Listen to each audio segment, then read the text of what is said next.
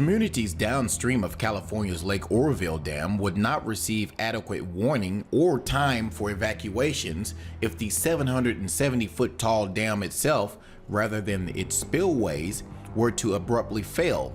The state water agency that operates the nation's tallest dam repeatedly advised federal regulators a half a decade ago. Regulators at that time recommended that state officials implement more public warning systems, carry out annual public education campaigns, and work to improve early detection of any problems at the dam. 6 years later, state and local officials have adopted some of the recommendations, including automated warnings via reverse 911 calls to residents, but local officials say the state hasn't tackled some other steps that could improve residents' response, such as providing routine community briefings and improving escape routes. The catastrophic scenario of a sudden breach at California's second largest water reservoir, outlined between 2010 and 2012 in online archives of federal dam regulators, is a different and far graver situation than the concern that prompted sudden evacuation orders Sunday for 188,000 downstream residents. Operators of the nearly half-century-old dam in California's Sierra Nevada foothills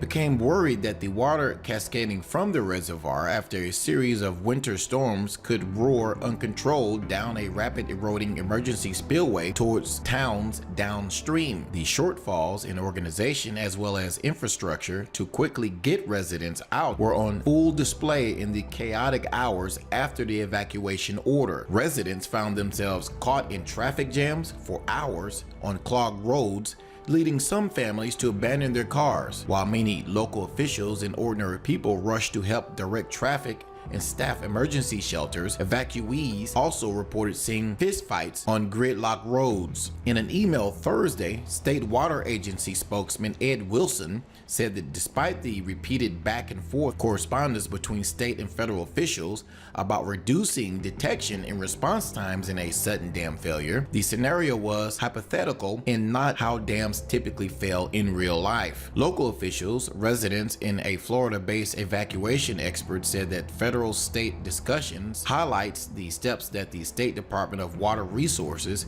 and others still should take to improve warning and escape for people downstream. Oroville used to have civil defense sirens for emergencies, but funds for such public expenses have dwindled in the Sierra Nevada foothill counties. As of May 2013, hazard assessment reports by Butte County estimates 8,735 people live downstream from the dam area and would likely be underwater in the event of a sudden rupture of that dam, which is 5 miles from the vulnerable area in Oroville. That is very dangerous. So if something were suddenly to happen to that dam, those people wouldn't really have any way to get out of there quick enough not to drown. Now, since the 1990s, Oroville and other communities in Butte County have asked the state for the $300 million it would take to widen the full route of a key highway out of the county from 2 lanes to 4. As of me making this video, they have not received that money. What do you think? Is the situation in Oroville a ticking time bomb? Let me know your thoughts below this video. Thanks for watching.